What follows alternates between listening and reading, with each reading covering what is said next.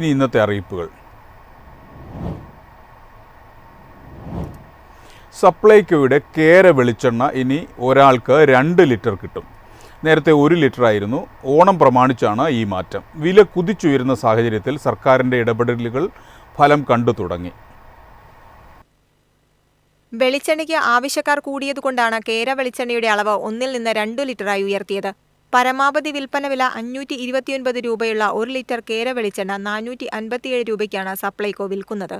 കഴിഞ്ഞ 1 മാസത്തിലധികമായി സംസ്ഥാനത്ത് വെളിച്ചെണ്ണ വില രൂക്ഷമായി ഉയരുകയാണ്. ഓണം എത്തുന്നതോടെ വില ഇനിയും വർദ്ധിക്കാനുള്ള സാഹചര്യമുണ്ട്. ഇതിനിടെ സംസ്ഥാനത്ത് മായം കലർന്ന വെളിച്ചെണ്ണയുടെ സാന്നിധ്യം രൂക്ഷമാവുകയും ചെയ്തു.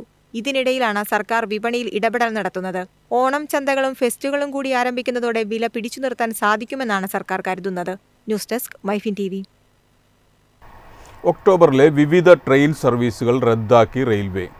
കോർബ സൂപ്പർഫാസ്റ്റ് ഉൾപ്പെടെ കേരളത്തിലെ 6 ട്രെയിൻ സർവീസുകളാണ് റദ്ദാക്കിയത്. റെയിൽപാത നിർമ്മാണ പ്രവർത്തനങ്ങളെ തുടർന്നാണ് സർവീസ് റദ്ദാക്കിയത്. സൗത്ത് സെൻട്രൽ റെയിൽവേയിലെ തെലങ്കാന മേഖലയിൽ 3ാം ലൈൻ നിർമ്മാണ പ്രവർത്തനങ്ങളുടെ ഭാഗമായാണ് ട്രെയിൻ ഗതാഗതത്തിലെ നിയന്ത്രണം. കോർബ തിരുവനന്തപുരം നോർത്ത് സൂപ്പർഫാസ്റ്റ് ഉൾപ്പെടെയുള്ള സർവീസുകളാണ് റദ്ദാക്കിയിരിക്കുന്നത്.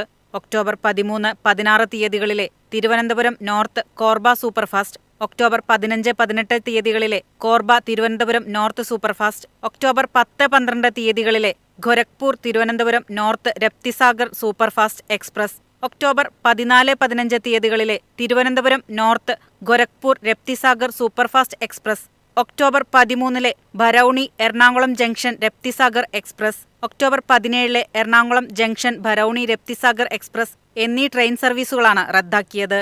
News desk myfin TV. Ernakulam Shoranur MEMU train Nilambur വരെ നീട്ടി. റെയിൽവേ മന്ത്രി അശ്വിനി വൈഷ്ണവാണ് വിവരമറിയിച്ചത്.